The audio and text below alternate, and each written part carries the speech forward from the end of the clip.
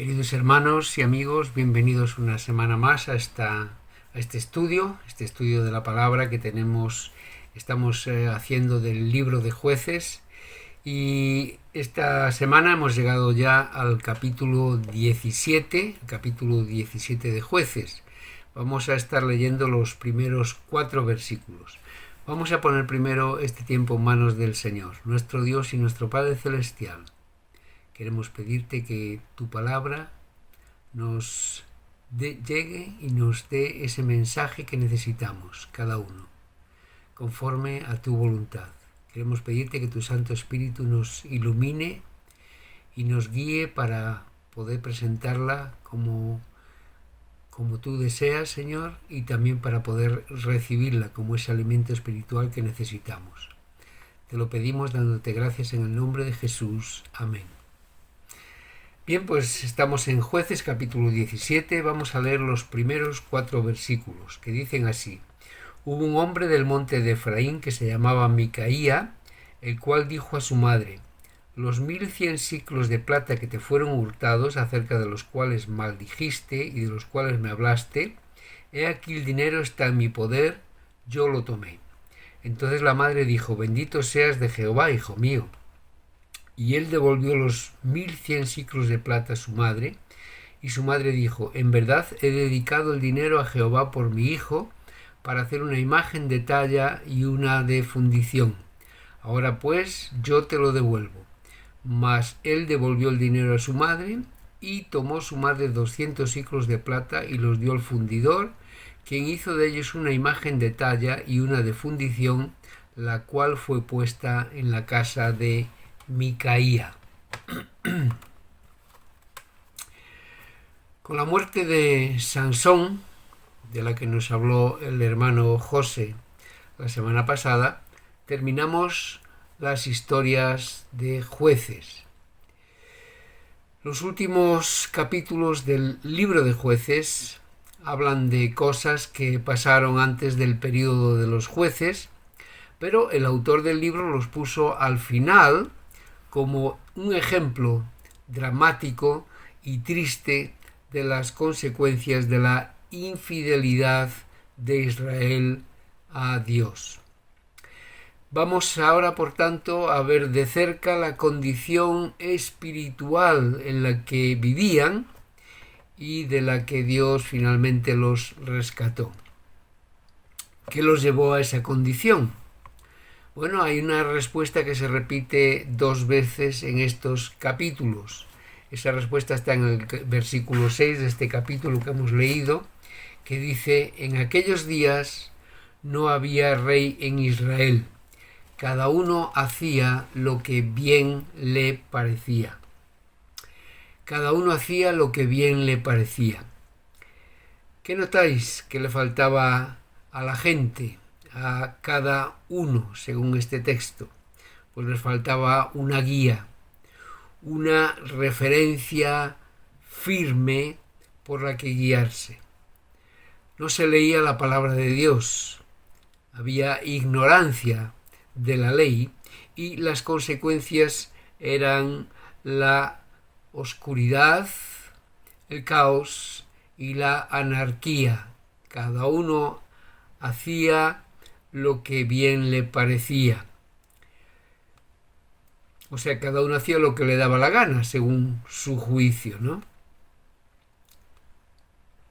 Como se dice ahora, se habían emancipado. Podían tener ídolos o no. Se dice así en nuestros días, se dice se habían emancipado. Pero se actúa igual en nuestros días. Se actúa igual. La mentira de Satanás ha llegado a su punto culminante y la humanidad la pone por obra, punto por punto. Seréis como Dios y podéis actuar según vuestra propia y libre voluntad. Eso fue lo que le dijo Satanás, la serpiente, allí en el jardín del Edén, a Eva. Por tanto, el criterio que se coge es cada uno hacer lo que le da la gana. ¿Es cosa buena? ¿Es una cosa placentera? ¿Es agradable a los ojos? ¿Es lo que me conviene para sentirme realizado? Yo soy mi propia autoridad y no necesito ni reconozco ninguna autoridad superior. El Espíritu Santo ha querido exponer esta situación al final del libro de Jueces para que nos sintamos avisados. Vivir cada cual como le da la gana, de espaldas a Dios y a su palabra revelada en la Biblia, trae consigo terribles y funestas consecuencias. Micaía es el personaje protagonista en el pasaje que hemos iniciado hoy. Micaía significa ¿quién es como Jehová? En algunas versiones, en otras versiones viene como Micaías, incluso como Mica, pero significa eso, ¿quién es como Jehová? La respuesta a la pregunta debe de ser rotunda. No hay nadie ni nada que sea comparable con Jehová nuestro Señor Dios.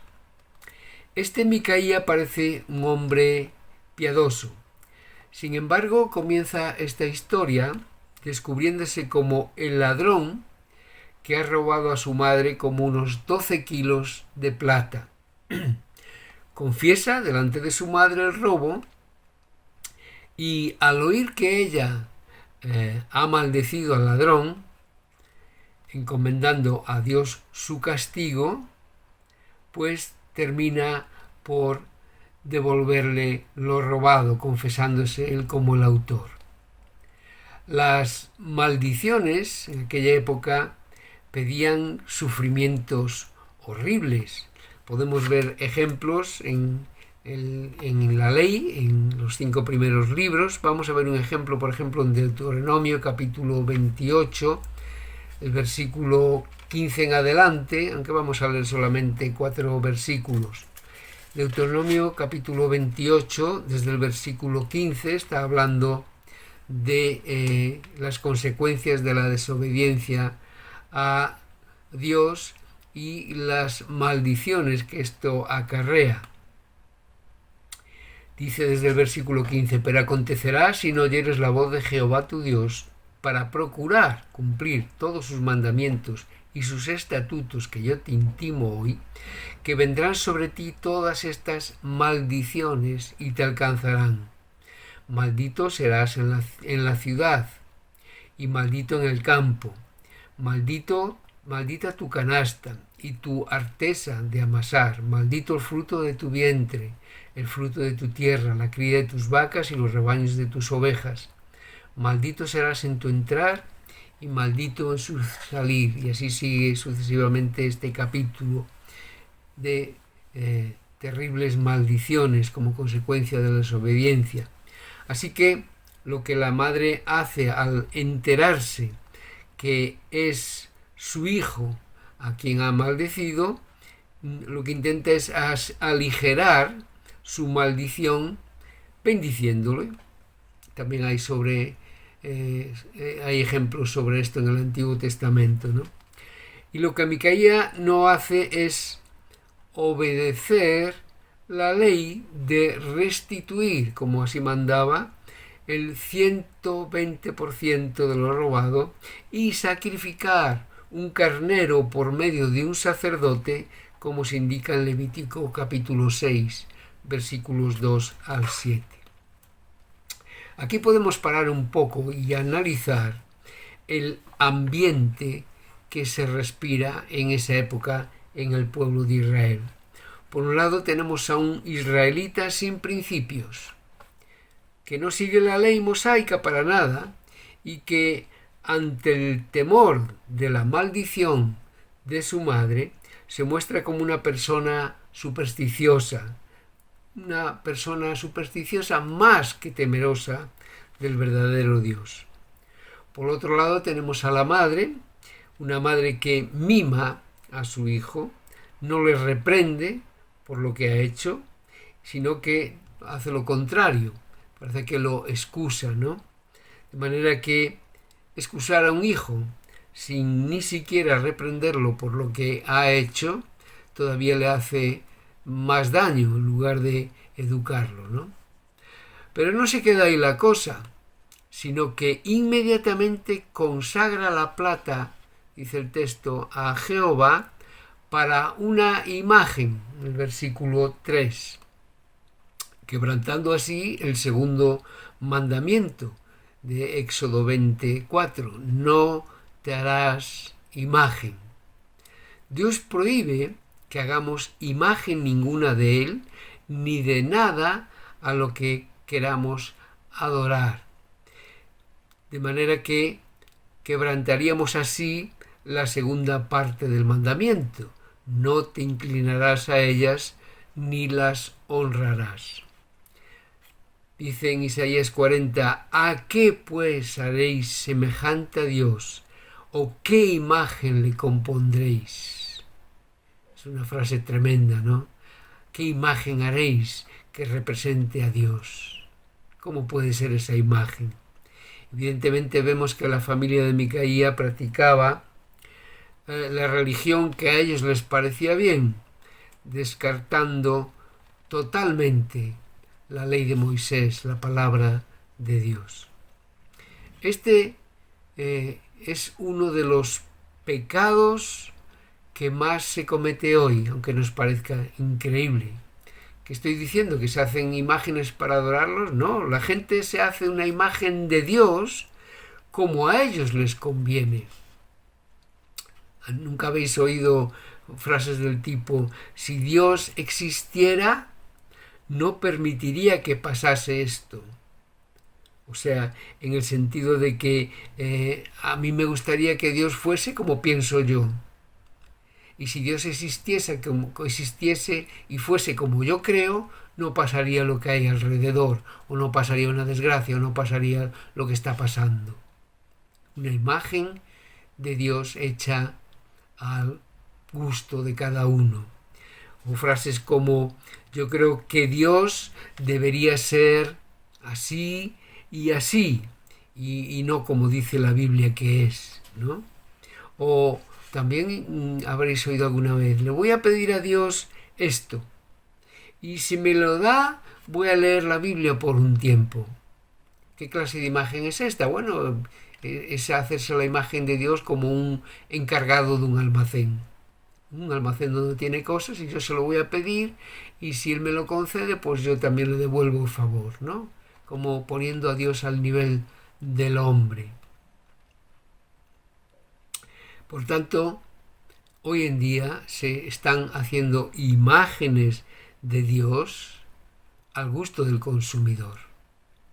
Y al hacer esto, lo que en el fondo se está haciendo es rechazar al Dios revelado en las Escrituras, al Dios auténtico. Como creyentes no nos engañemos, tergiversando lo que de Dios dice la Biblia sobre Él. Dios santo, justo, bueno, misericordioso, pero que, dice Éxodo 34:7, de ningún modo tendrá por inocente al malvado. Es bueno, sí, es misericordioso, sí, no desea que nadie se pierda, sí, pero llegará un momento que habrá juicio y esta palabra asegura, de ningún modo tendrá por inocente al malvado.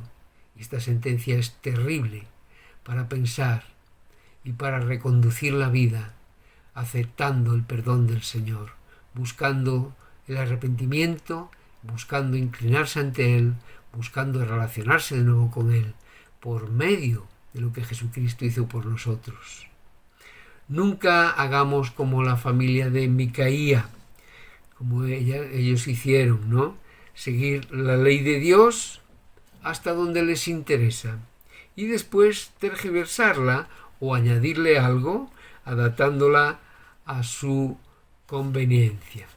Pues que el Señor nos guíe en nuestra fidelidad, en nuestra perseverancia en sus caminos, en nuestra fidelidad a su palabra.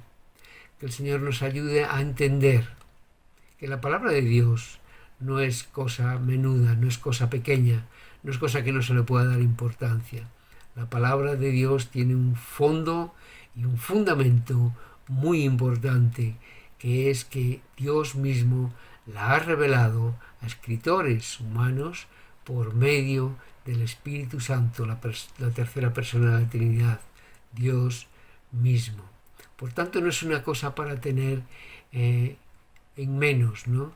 O para tener arrinconada en la biblioteca, o para tener olvidada, como hace mucha gente que defenestra, que desprecia, que rechaza la Biblia, como si fuera un libro más.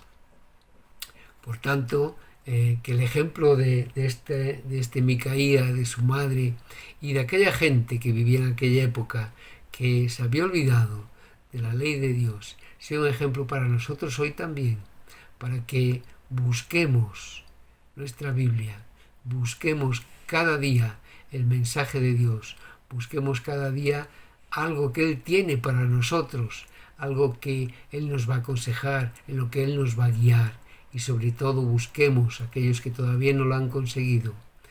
Es muy fácil acercarse a Dios, pedirle perdón por nuestros pecados y rogarle que entre a vivir en nuestro corazón. Él promete que lo va a hacer, Él promete que nos va a perdonar, porque Jesucristo ya pagó con su muerte el pecado que hayamos cometido ayer, que cometamos hoy o que podamos cometer mañana porque somos pecadores. Y ha demostrado con su resurrección que hay una esperanza, hay un propósito divino, hay un plan de Dios en el que están incluidos todos aquellos que son salvos por los méritos de Jesucristo. Que el Señor nos guíe, que el Señor nos bendiga, que el Señor nos ayude a no dejar para mañana lo que debemos de hacer ahora mismo, lo que debemos de hacer ya. Mañana tal vez puede ser demasiado tarde, mañana tal vez se cierre la puerta, hoy de momento está abierta por la gracia de Dios y por los méritos de su Hijo. Que el Señor los bendiga. Amén.